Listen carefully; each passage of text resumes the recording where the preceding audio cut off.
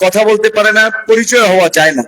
তো যাই হোক, এটা আমাদের প্রথম প্রোগ্রাম, সবার একটা আবেগ আছে সেই জায়গা থেকে। বাট পরবর্তী প্রোগ্রাম গুলোতে খেয়াল রাখবেন, আমরা যেখানে রাজনৈতিক নেতৃবৃন্দের সাথে বসবো, রাজনৈতিক নেতৃবৃন্দ যেখানে উপজেলা প্রশাসনের সাথে বসবো তারা সেখানে থাকবে, যেখানে শিক্ষকদের সাথে বসবো তাদের সাথে আলাদাভাবে কথা বলবো। তো আজকে প্রথমেই আমি গলাচিপা এসে শিক্ষকদের সাথে আমাদের এই প্রোগ্রামটি আমরা করেছি। সময় সংক্ষিপ্ততার কারণে অনেকে কথা বলতে পারতো মন খুলে, কিন্তু সেই সুযোগটি হয়নি। হ্যাঁ, সেই সুযোগ হয় নাই। তো যাই হোক, আপনারা চিনেন, তারপরেও এখানে গলাচিপা নির্বাচনের পূর্বে বিএনপির আহ্বায়ক কমিটি হয়েছিল, জনাব তারেক রহমান আমাদের নির্বাচনী কর্মকাণ্ডকে এগিয়ে নেওয়ার জন্য দায়িত্ব দিয়েছিলেন। গোলাম মোস্তফা সাহেব, তাকে তো চেনেন, ইউনো সাহেবের পাশে বসা আছে। আলতাফ ভাই সদস্য সচিব, আর গণ অধিকার পরিষদের সেক্রেটারি জাকির ভাই, আহ্বায়ক আমাদের হাফিজ মাস্টার, আপনাদের কলিগ ছিল। তো আজকে আমাদের অবশ্যই একটি বিশেষ দিন, আল্লাহর কাছে শুকরিয়া আদায় করার দিন, এবং আপনারা যারা নির্বাচনের সময় আমার জন্য পরিশ্রম করেছেন, আমার জন্য কাজ করেছেন, তাদের প্রতি আমি কৃতজ্ঞতা জানাই। যারা করেন নাই তাদেরকেও ধন্যবাদ। কারণ হচ্ছে যে এখন আমি জনপ্রতিনিধি হিসেবে আমাকে ভোট না দিলেও আমার কাজ করতে হবে সকলের জন্য। তবে আমি এখানে যেহেতু শিক্ষকরা আছেন সেই জন্য কিছু কথা সংক্ষেপে বলতে চাই। প্রথমে যে একজন শিক্ষক একটা প্রজন্মকে গড়ে তোলে। একজন শিক্ষক কাদা মাটি দিয়ে যেমন আমরা খেলনা বানাই, ভেঙে চুরে রোদ্রে শুকাই, তারপরে আবার চাইলে সেখানে একটু সংযোজন বিয়োজন করা যায়, কিন্তু যখন আপনি আগুনে পোড়াবেন তখন সেটা একটা শক্ত প্রতিকৃতি ধারণ করে।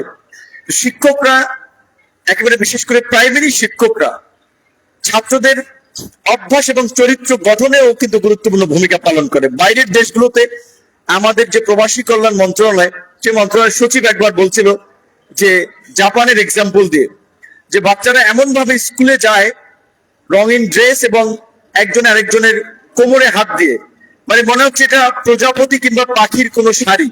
মানে বলছে যে যে কোনো যাই ঘটুক, কিন্তু বাচ্চাদের ওই সিস্টেমে তারা মানে ছন্দপতন ঘটায় না, যে কোমরে একজন একজনকে ধরে সুন্দরভাবে স্কুলে হেঁটে যায়। একটা শৃঙ্খলা এবং তাদের যে ছোটবেলা থেকে শেখানো হয় সেটার এক্সাম্পল দিয়ে তিনি বলছিলেন। কিংবা উন্নত দেশগুলোতে বাচ্চাদেরকে ট্রাফিক সিস্টেম, আপনার লাল বাতি জ্বললে গাড়ি থেমে যাবে, সবুজ বাতি জ্বললে গাড়ি চলবে, ট্রাফিক সিস্টেম থেকে শুরু করে কিভাবে খেতে হয়, আপনার একটা অনুষ্ঠানে গেলে কাঁটা চামচ দিয়ে কিভাবে খাবে, বাম হাতে কোন চামচ ধরবে, ডান হাতে কিভাবে কি করবে, এগুলো ছাত্রদেরকে ট্রেন করা স্কুল থেকে। তো আমাদের দেশে শিক্ষা ব্যবস্থায় নানামুখী সংকট আছে, বিশেষ করে অবকাঠামোগত সংকট এবং জনবল একটা বড় সমস্যা, যেটা আমাদের প্রাথমিক বিদ্যালয়ের প্রধান শিক্ষক, আমার সরাসরি শিক্ষক ছিলেন হালিম স্যার, যেটা বললেন যে চরবিশেষ চরকাদুলের কথা, অনেক স্কুলে 2 জন 3 জনের বেশি শিক্ষক নাই। তো স্বাভাবিকভাবেই আবার 2-3 জন শিক্ষকের জন্য 300-400 ছাত্র সামলানো এটা খুব একটা জটিল কাজ। তো সেক্ষেত্রে আমরা এই সরকারের প্রথম মিটিং এ, তাদের সরকারের এজেন্ডা ছিল প্রধানমন্ত্রীর, আমাদেরকে প্রধানমন্ত্রীর কার্যালয়ে মিটিং করেছিল যে আনন্দময় শিক্ষা এবং কর্মসংস্থান। শিক্ষা এবং কর্মসংস্থান হচ্ছে এই সরকারের একটা প্রায়োরিটি, এবং প্রধানমন্ত্রী এই বিষয়ে খুবই সিরিয়াস। এবং বাংলাদেশের দীর্ঘদিন ধরে যে সমস্ত ট্রেডিশন দেখেছেন, সচিবরা কিংবা সিনিয়র অফিসিয়াল এমপি মন্ত্রীরা অফিসে যায় 10টা-11টায়, প্রধানমন্ত্রী সেই রেওয়াজ ভেঙে বাংলাদেশে একটা নতুন ইতিহাস গড়েছেন, যে প্রধানমন্ত্রী 9টার পূর্বে অফিসে চলে যাচ্ছেন এবং অফিসে গিয়ে তিনি খোঁজ খবর নিচ্ছেন কোন উপদেশ মন্ত্রী, প্রতিমন্ত্রী, সিনিয়র অফিসিয়াল তারা অফিসে যাচ্ছে কিনা। এটা শুধু একদিনের জন্য লোক দেখানো কিংবা মিডিয়ায় নিউজ হওয়ার জন্য নয়, প্রত্যেক দিন তিনি 9টার পূর্বেই সচিবালয় কিংবা তার প্রধানমন্ত্রীর কার্যালয়ে চলে যাচ্ছেন। ওই যে একটা কথা আছে যে মর্নিং শোজ দ্য ডেজ, অর্থাৎ দিনের সূর্য দেখলেই বোঝা যায় দিনটা কেমন যাবে। সরকারের শুরুর অ্যাপ্রোচ দেখেই বোঝা যাচ্ছে যে এই সরকারের কর্মকাণ্ড কিরকম হবে। তো সেই জায়গা থেকে আমাদের সরকারি অফিস আদালতে আমরা যেটা দীর্ঘদিন ধরে বলে থাকি যে আমলাতান্ত্রিক জটিলতা কিংবা লাল ফিতার দৌরত্ব, আমরা যদি সকাল সকাল অফিসিয়াল কার্যক্রম সবাই শুরু করে, সরকারি অফিসার থেকে শুরু করে জনপ্রতিনিধিরা, তাহলে একদিকে যেমন মানুষ সহজে তার সমস্যার সমাধান পাবে এবং এই জনপ্রশাসন কিংবা সরকারি অফিস আদালতেও মানুষ হয়রানি মুক্ত একটা সেবা পাবে। তো আমরা যেহেতু উপজেলা প্রশাসনের সর্বোচ্চ নির্বাহী কর্মকর্তা ইউনো সাহেব আছেন, তার প্রতি তার অফিসারদের সাথে আমরা বসবো আগামীকালকে। আমাদের তাদের প্রতি আহ্বান থাকবে যে সেবামুখী কর্মকাণ্ডের তৎপরতা বৃদ্ধি করতে হবে, যে জনগণ যেন ভোগান্তির শিকার না হয়। একটা সিম্পল স্বাক্ষরের জন্য, সিলের জন্য এসে যেন 2-3 দিন 4 দিন 5 দিন ঘুরতে না হয়। ছোটখাটো একটা বিষয় সমাধান করতে সে যেন দালালের খপ্পরে না পড়ে। আমাদের শিক্ষকদের অবশ্যই আপনারা বলেছেন দ্বিতীয় শ্রেণী, আমার ব্যক্তিগতভাবে আমি অনেকদিন ধরে এইটা অ্যাডভোকেসি করে আসছি, শিক্ষকদের প্রথম শ্রেণীতে চাকরি উন্নীত করা দরকার। এখন এই মুহূর্তে শুরুর দিকে তো সম্ভব না, এটা পর্যায়ক্রমে করবে। কারণ শিক্ষকরা দ্বিতীয় শ্রেণীর চাকরি করবে, তারা ফার্স্ট ক্লাস নাগরিক তৈরি করবে, এটা আসলে কন্ট্রাডিক্টরি হয়, এটা বোধহয় সঠিক হয় না। আমরা ফার্স্ট ক্লাস নাগরিক চাই, কিন্তু শিক্ষকদেরকে দ্বিতীয় শ্রেণীর চাকরিতে রেখে। নেপোলিয়ন থেকে কবি নজরুল অনেকেই বলেছে যে আমাকে একটা শিক্ষিত মা দাও, আমি তোমাকে একটা শিক্ষিত জাতি উপহার দেবো। তো আজকে আমরা যদি এই দেশকে এগিয়ে নিতে চাই, দেশকে পরিবর্তন করতে চাই, তাহলে সর্বপ্রথম শিক্ষাকে আমাদের গুরুত্ব দিতে হবে। শিক্ষকদের মর্যাদা নিশ্চিত করে, শিক্ষার পরিপূর্ণ সুযোগ নিশ্চিত করেই হচ্ছে আমরা একটা মানসম্মত শিক্ষার মাধ্যমে ভবিষ্যতের জন্য একটা কর্মসংস্থান থেকে শুরু করে একটা উন্নত জাতি হিসেবে নিজেদেরকে গড়ে তুলতে পারবো। সেজন্য শিক্ষা, যেহেতু আমরা খুব খুশি, আমরা ইয়ং মানুষ হিসেবে প্রধানমন্ত্রীর আমরা যে বিষয়গুলোতে চিন্তা ভাবনা করছি, প্রধানমন্ত্রী ঠিক ওই বিষয়গুলো দেখছি যে ওনার একটা অগ্রাধিকার আছে। কারণ অনেকে বলে তরুণদের চিন্তা ভাবনা একটু সিনিয়রদের থেকে ডিফারেন্ট হতে পারে। তো আমাদের প্রধানমন্ত্রী, আমি ব্যক্তিগতভাবে আগ্রহী ছিলাম শিক্ষা এবং কর্মসংস্থান নিয়ে কাজ করতে, তো আমাকে ওই কর্মসংস্থানের জায়গায় দিয়েছে দুটো বৃহৎ জায়গা, শ্রম কর্মসংস্থান এবং প্রবাসী কল্যাণ ও বৈদেশিক কর্মসংস্থান, দুটোই কর্মসংস্থানের জায়গা। আমরা যেন কাজ করতে পারি, আমাদের জন্য দোয়া করবেন। এবং বাংলাদেশের সরকারের প্রতিমন্ত্রী হিসেবে যেমন আমাদের একটা সার্বজনীন দায়িত্ব রয়েছে, নির্বাচনী এলাকা হিসেবে এই গলাচিপা 10 মিনার মানুষের প্রতি আমার যে কমিটমেন্ট ছিল, আমার সাথে যারা ভোটের মাঠে ছিল তাদেরও যে কমিটমেন্ট ছিল, এলাকায় রাজনৈতিক দুর্বৃত্তায়ন বন্ধ করা, এলাকায় মানুষকে জিম্মি করে মানুষের উপরে জুলুম করা। এই যে তরমুজের বিভিন্ন জায়গায় ট্রলার কিংবা তরমুজ ওঠে, সেখান থেকে আগে বিভিন্ন রাজনৈতিক দলের লোকেরা চাঁদা নিত। এইবার আমরা বলেছি যে এইবার কোনো কেউ চাঁদা নেবে না, ওইখানে পুলিশ সহযোগিতা করবে, কিন্তু কৃষক তার উৎপাদিত পণ্য যেভাবে সে পরিবহন করে, তার ট্রলার কিংবা লঞ্চে নিবে, আপনার টমটমে নিবে না ট্রাকে নিবে, ওইটা সিদ্ধান্ত তার। ওইখানে কারো মাতব্বরি করে 2-4 পয়সা দালালি করে এই সুযোগ নেই। আমাদের সমস্ত লঞ্চ ঘাট, খেয়াঘাট, হাট বাজার থেকে অতিরিক্ত কোনো পয়সা আদায় করা যাবে না। যারা এই সমস্ত হাট বাজার গুলো ইজারা নিচ্ছেন, তাদেরকে আমরা আজকে প্রথম একটা আমাদের আনঅফিসিয়াল মিটিং, কিন্তু এই মিটিং এর বার্তা সকলের কাছে পৌঁছে যাবে, তাই আমরা তাদের কাছে আমরা এই বার্তা দিতে চাই।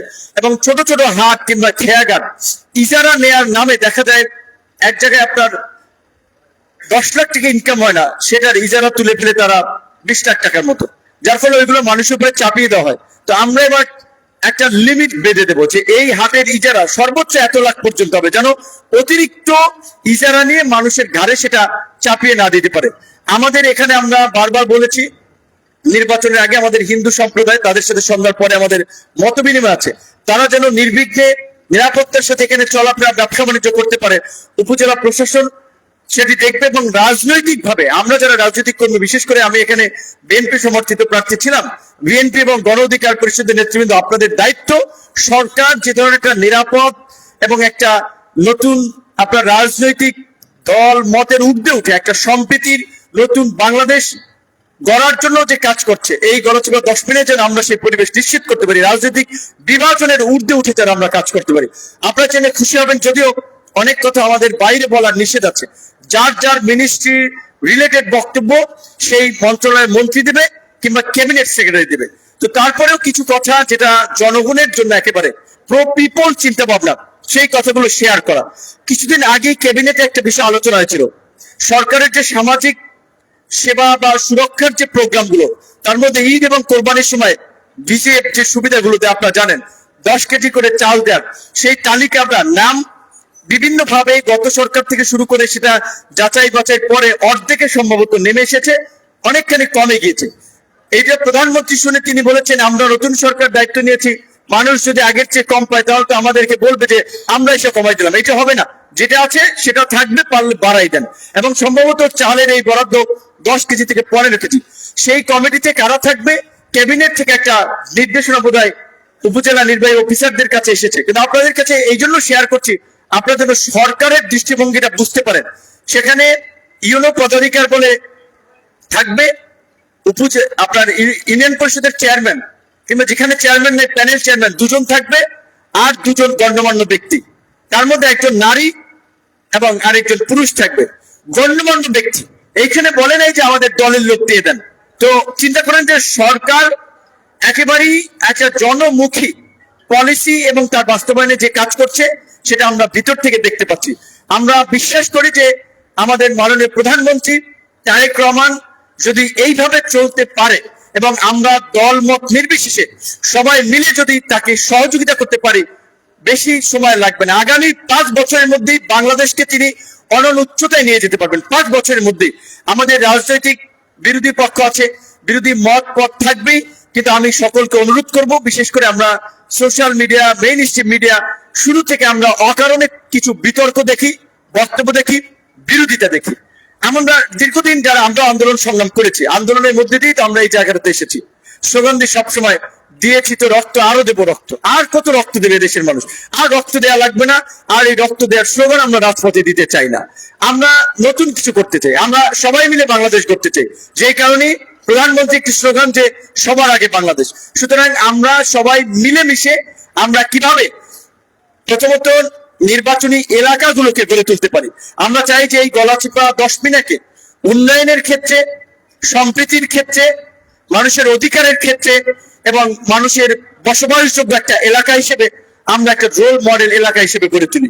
এইভাবে 300 এমপি আছে, 300 এমপি যদি ইফোর্ট দেয়, ইনশাআল্লাহ বাংলাদেশের পরিবর্তন হয়ে যাবে। সর্বশেষ একটি কথা শেষ করতে চাই বলে, সেটি হচ্ছে এখানে যেহেতু আমাদের ওসি সাহেব আছেন, আমাদের নতুন আইজিপি অ্যাপয়েন্টেড হয়েছে। আইজিপি কিন্তু বলেছে, যমুনা টিভিতে তার ইন্টারভিউ দেখছি, যে প্রধানমন্ত্রী মাদক এবং জুয়ার বিরুদ্ধে কঠোর অবস্থান ঘোষণা করেছেন, ক্যাবিনেটও আমাদেরকে বলেছেন। কাজী এখানে যেহেতু গলাচিপা প্রশাসন মাদক কারা বেচে, এটা কিন্তু উপজেলা প্রশাসন বিশেষ করে থানার কাছে তথ্য আছে। আমরা আজকে ওয়ার্নিং দেব, তারা যদি না শোনে তাদের বিরুদ্ধে আপনারা ব্যবস্থা গ্রহণ করবেন। সেটা যেই হোক, সেখানে যদি কোনো রাজনৈতিক সুপারিশ এসে গ্রেপ্তারে করে আপনারা এটা শুনবেন না। আর এই মাদকের কারণে একটা মানুষ না, একটা পরিবার দ্বারা আরো অ্যাফেক্টেড অনেক পরিবার এবং সমাজে একটা চরম প্রভাব পড়ে। তাই এই মাদক, বিশেষ করে ইয়াবা, গাঁজা কিংবা অন্যান্য যে সমস্ত মাদক দ্রব্য, এগুলো যারা ব্যবসার সাথে জড়িত, আগে ওই জায়গায় হাত দিতে হবে। সেবন করে যারা তাদের চেয়ে আগে মূল জায়গায় হাত দিতে হবে। যারা ব্যবসা করে কোথা থেকে আনে, প্রয়োজনে আপনারা জেলা এসপি এবং জেলা প্রশাসনের সাথে সমন্বয় করে পটুয়াখালী জেলায় একটা সমন্বিত অ্যাকশন কার্যক্রম পরিচালনা করবেন, যেন গলাচিপা 10 মিনার কোন জায়গায় এই মাদক ব্যবসায়ীরা স্থান না পায়। আমরা অবশ্যই রবিবার দিন আমাদের জেলা প্রশাসনের সাথে মিটিং আছে, আমরা সেই বিষয়গুলো তাদের দৃষ্টিতে আনবো। সর্বশেষ আমি যে কথাটি বলতে চাই, এখানে কখনোই এই সমাজের পরিবর্তন হবে না, এই দেশের পরিবর্তন হবে না আইন করে, বিধিবিধান দিয়ে, যদি না আমি আপনি পরিবর্তন না হই। কাজে আমাদেরকে আপনাকেও পরিবর্তন হতে হবে, আমাদের মনস্তত্ত্ব পরিবর্তন আনতে হবে। আমরা নিজেরা যদি পরিবর্তন হই, পরিবর্তনটা যদি নিজের জায়গা থেকে শুরু করি, সমাজ, রাষ্ট্র, দেশ, পৃথিবীর পরিবর্তন হয়ে যাবে। তাই আমরা অনুরোধ করবো সকলকে, আমরা যেরকম একটি দেশ এবং সমাজ আগামীতে বিনির্মাণ করতে চাই, আমরা যেন নিজেদেরকেও সেভাবে পরিবর্তন করি। সর্বশেষ আমাদের সম্মানিত শিক্ষক মহোদয়, আপনাদের সকলকে আন্তরিক ধন্যবাদ এবং কৃতজ্ঞতা জানাচ্ছি। আমি যেহেতু এইবারের মতোই নতুন সংসদ সদস্য হয়েছি, প্রতিমন্ত্রীর দায়িত্ব পেয়েছি, আমরা যেটা সাংবাদিকদের কাছেও বলেছিলাম যে ওই মন্ত্রণালয়ে আমরা শিখন বিষ, ঠিক একইভাবে এখানে আপনাদের জন্য আমাদের কি করার আছে আমরা বোঝার চেষ্টা করছি, সেই অনুযায়ী পদক্ষেপ নেওয়ার চেষ্টা করছি। হয়তো একটু সময় লাগবে, আশা করি আপনাদের যে প্রত্যাশা আমাদের কাছ থেকে অন্তত সেটি পূরণ হবে। যেহেতু এখানে ইফতারির ব্যবস্থা হয়েছে কিনা আমি জানি না, কিন্তু আমরা দল মত নির্বিশেষে সকলকে নিয়েই উপজেলা পরিষদের মাঠে বোধহয় একটা ইফতারির আয়োজন করেছিলাম, এখানে হয়েছে ইউনো অফিসে ওখানে। তো আপনাদের যদি কারো কাজ না থাকে, ব্যস্ততা না থাকে, আপনারা আমাদের সাথে ইফতার শরীক হবেন এই আহ্বান রেখে, যেহেতু আমাদের আরেকটি প্রোগ্রাম ওখানে পার্টিসিপেট করা লাগে, যে রাজনৈতিক কর্মীরা যারা একেবারে আমার জন্য কাজ করতে গিয়ে লাঞ্ছিত, অপমানিত, অপদস্থ হয়েছে, কিন্তু তারপরেও কিন্তু তারা আমার সঙ্গ ছাড়ে নাই। এমনকি বাস্তব কথা হচ্ছে, আমার চেয়ে এইখানে যারা আছেন অনেকেরই চুল দাড়ি সাদা, রাজনৈতিক অভিজ্ঞতায় আমার চেয়ে তারা অনেক দূরে এগিয়ে।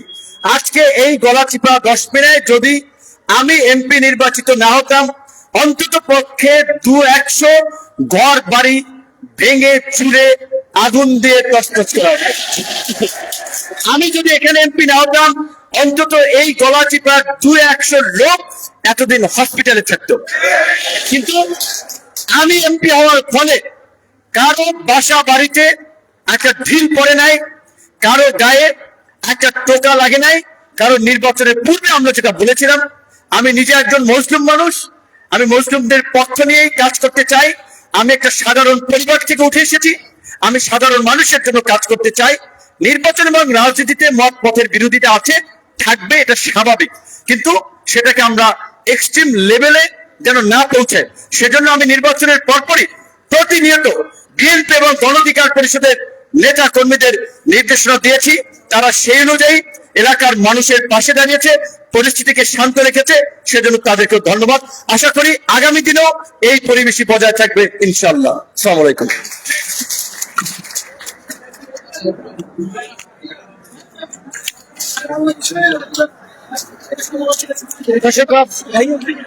দর্শক আপনাদেরকে দেখানোর চেষ্টা করছি বিপি নুরুল হক নূর কিন্তু শিক্ষকদের সাথে তাদের ফুলের বিনিময়, শুভেচ্ছা বিনিময় করে। কিন্তু ভাই কোনটা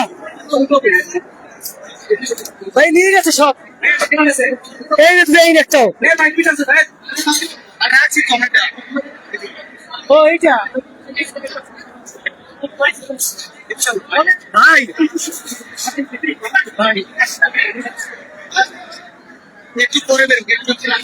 দর্শক আপনাদেরকে দেখানোর চেষ্টা করছি বিপি নুরুল হক নূর কিন্তু শিক্ষকদের সাথে তিনি কিন্তু মত বিনিময় সভা করে কিন্তু তিনি বের হচ্ছেন।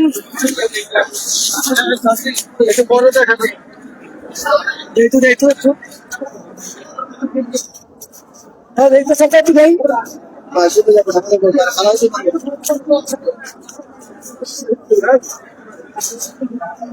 ওদিকে ঢোকা যাবে না তো, সমস্যা নেই।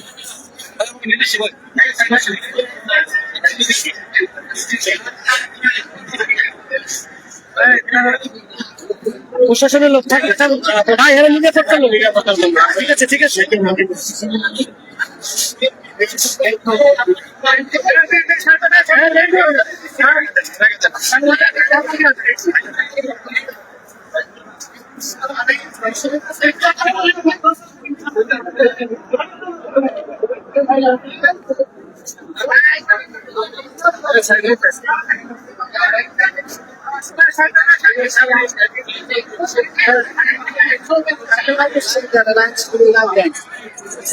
আপনাদেরকে দেখানোর চেষ্টা করছি বিপি নুরুল হক নূর কিন্তু নির্বাচিত হওয়ার পরে কিন্তু মন্ত্রী হয়ে কিন্তু তার নিজ সংসদীয় আসন গলাচিপায় কিন্তু এই মাত্র শুভ আগমন করেছেন এবং সাধারণ মানুষ যে রয়েছে, শিক্ষক রয়েছেন, তাদের সাথে কিন্তু তিনি মত বিনিময় সভা করেছেন।